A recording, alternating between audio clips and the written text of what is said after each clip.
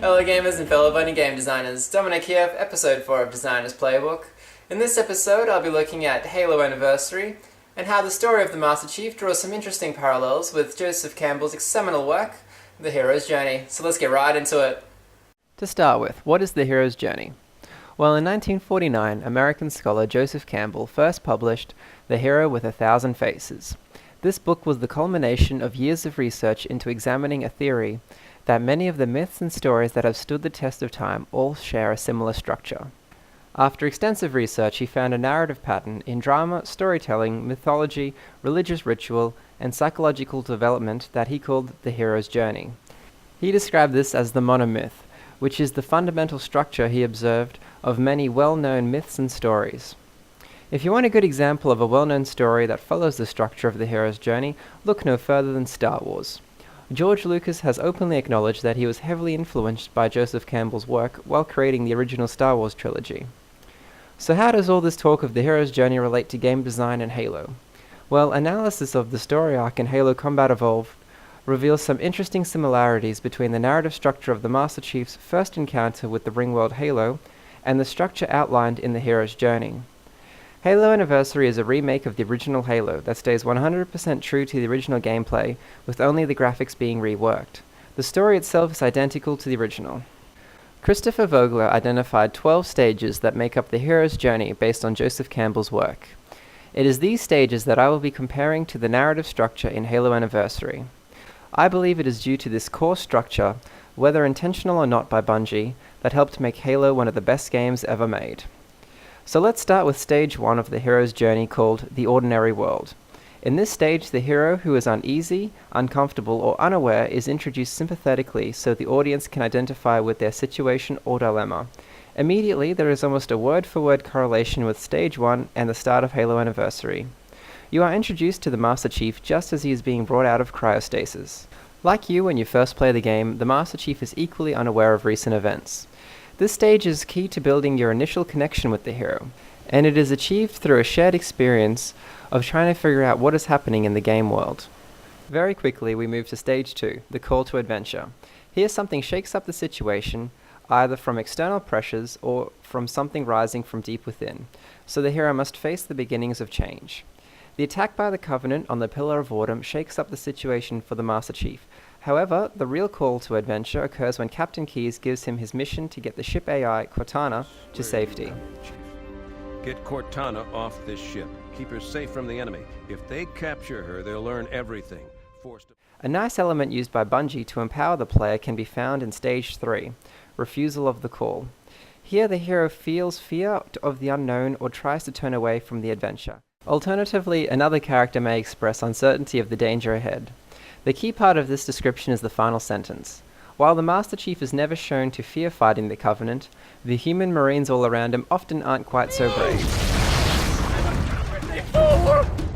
This creates an interesting contrast between the hero and those around them, as it invites you to feel powerful in the face of danger, as you are one of the few not showing fear.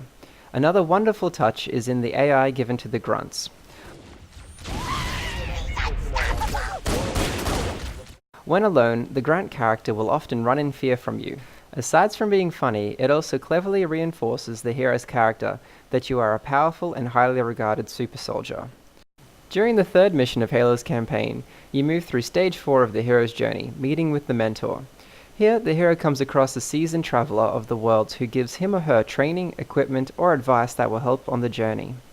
The entire third mission revolves around rescuing Captain Keyes, a highly respected and high-ranking war hero. Upon rescuing Keyes, he provides details about the Ringworld Halo, and warns you of the Covenant's intentions.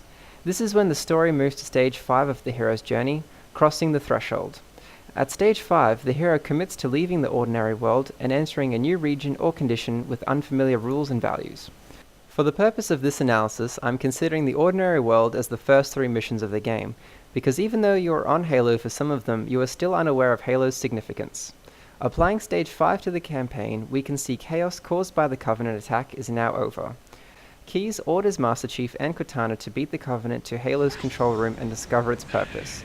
This is where the Master Chief crosses over from reacting to events to having orders to carry out in the special world. During Stage 6, entitled Tests, Allies and Enemies, the hero is tested and sorts out allegiances in the special world. This would be most evident in the 6th mission when the Master Chief encounters the true enemy in Halo Anniversary, the Flood. The Flood are unlike anything the Master Chief has fought before. They are a parasitic life form that try to infect any sentient life they encounter.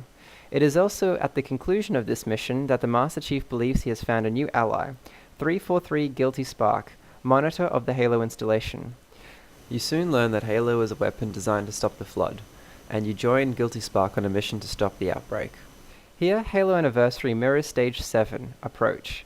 This is where the hero and newfound allies prepare for the major challenge in the special world. In this case, the major challenge is stopping the Flood from spreading, and to do this you have been told you need the Index, which is used to activate Halo.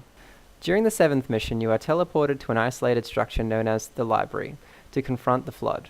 Again, Campbell's work can be applied here with elements he describes in Stage 8 of the hero's journey, The Ordeal.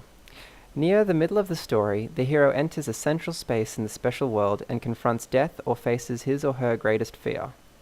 It could be argued that the Flood embody death, as they were the cause of the Forerunner's extinction according to Halo lore. This mission sees you face nothing but the Flood as you try to attain Halo's Index. At the end of the mission, you attain your goal. This achievement moves directly into Stage 9 of the hero's journey, the Reward. Here, the hero takes possession of the treasure won by facing death. Soon after the events of the library, you learn that Halo is designed to stop the Flood by destroying its sentient food source, you. Therefore, the Chief and Cortana quickly devise an alternative way to stop the Flood outbreak without using Guilty Spark's solution. This leads you to moving through Stage 10 of the hero's journey, the Road Back. Here, the hero is driven to complete the adventure, leaving the special world to be sure that the treasure is brought home. This stage is one of the few that does not clearly mirror the events of Halo Anniversary. By the 9th mission, entitled Keys, the Master Chief and Cortana have a clear goal. They want to get off Halo while also stopping the Flood. Depending on how you want to interpret treasure, one could view it as the knowledge they have learnt so far about the Covenant, the Flood, and Halo. The story in Halo Anniversary concludes with the Master Chief returning to the crashed Pillar of Autumn. They plan to set it to self-destruct, which will destroy both the Flood and Halo. The final mission takes us to the 11th stage of the hero's journey, Resurrection. This is the climax in which the hero must have his final and most dangerous encounter with death. The final battle also represents something far greater than the hero's own existence, with its outcomes having far-reaching consequences to his ordinary world and the lives of those left behind. There is a clear connection to the stakes set in the final level of Halo and those mentioned in Stage 11. That is, if you fail to destroy Halo and the Flood, every form of sentient life would be in danger of the threat that they both present. The game finishes with you succeeding in destroying Halo and stopping the Flood. This takes us to the final stage, Stage 12, Return with the Elixir. Here, the hero returns home to his ordinary world, changed by the experience. This description rings true in the final cutscene of Halo Anniversary. Halo, it's finished. No, I think we're just getting started.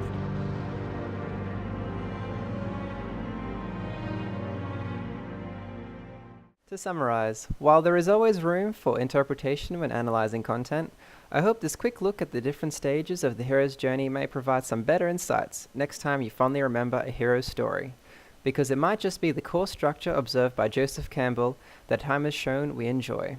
For designers, knowing the different types of story structures and character arcs can greatly aid in the creation of your own narratives. That brings me to the end of this episode of Designer's Playbook.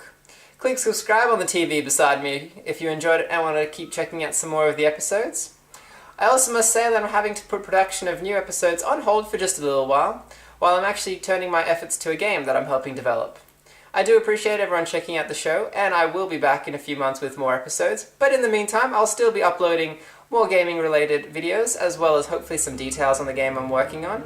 So subscribe, stay tuned, and I'll be back in a little while. Thanks for watching.